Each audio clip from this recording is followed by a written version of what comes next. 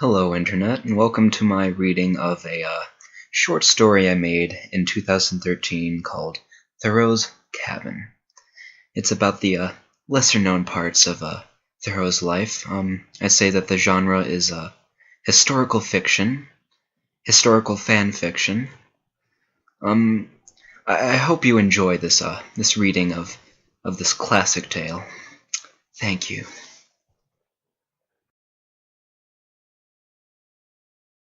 Thoreau's Cabin. Written by Sam Young. Narrated by Sam Young. Chapter 1 of 1.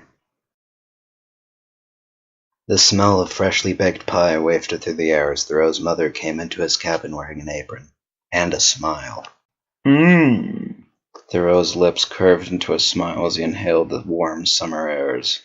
Smells divine. I made it just the way you like it, honey.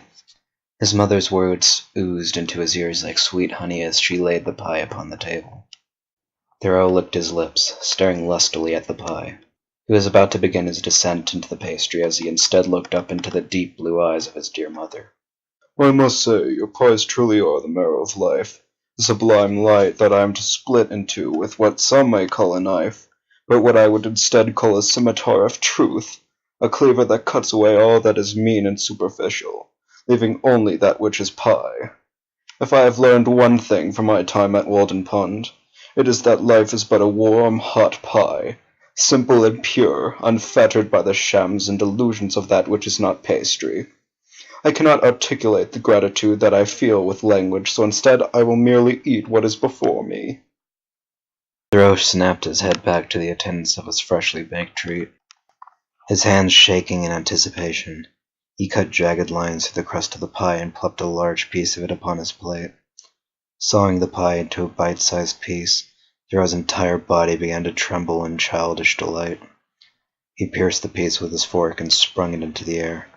Crumbs fell onto his place as he shook, smelling the piece for one last time. Birds sang a Roman chorus as he finally gave in to his lust and shoved the pie into his mouth. What is this? Thoreau exhaled a storm with every word, barely keeping his anger boiling in his chest. What's wrong, dear? Don't like your pie? His mother's voice still endeavored to sound sweet and warming, but the fear in her eyes gave away her true feelings. Thoreau's fist slammed into the table, sending his fork and knife flying into the air. To think I am your son.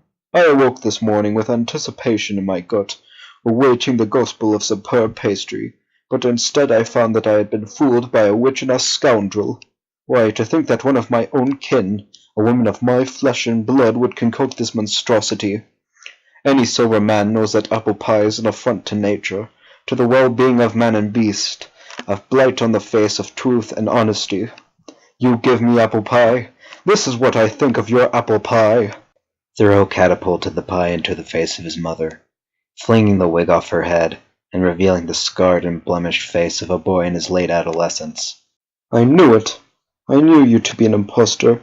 My mother never would have contrived such a devious scheme. Tell me, who are you, demon? The shape before him grew a piggish grin as he spoke. It is I, Samuel the Young, and I have come with a message.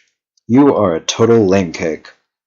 Thoreau picked up his knife, squeezing the handle until his chapped hands bled. It is you who is the lame-cake.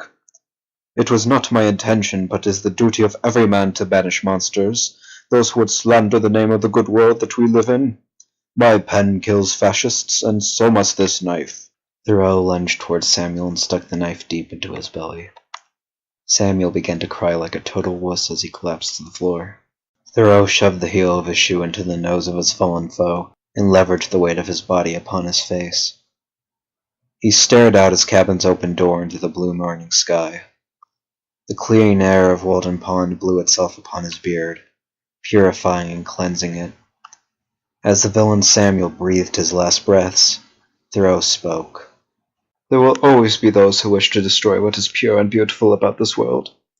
They see a mountain, its peaks glistening with snow in the majesty of the sun, and they are not stunned, they are not awed by its beauty. They only seek to loot it of its minerals, They chip away at its flesh and its organs until they rip out its heart and beat it into a monstrous machine that billows smoke and fire, so that they venture to brutalize more and more of our landscapes, never stopping but to rest their bodies for the next pillaging. That is why we must stand watch, to stand up to those who would tread upon beauty and decency and chastity. I am Henry David Thoreau, and I will never give in to monsters." Samuel exhaled for the last time as his body collapsed under its own weight. His head rolled to the side under the weight of Thoreau's foot, and blood began to pool under his cracked lips. The monster had been slain.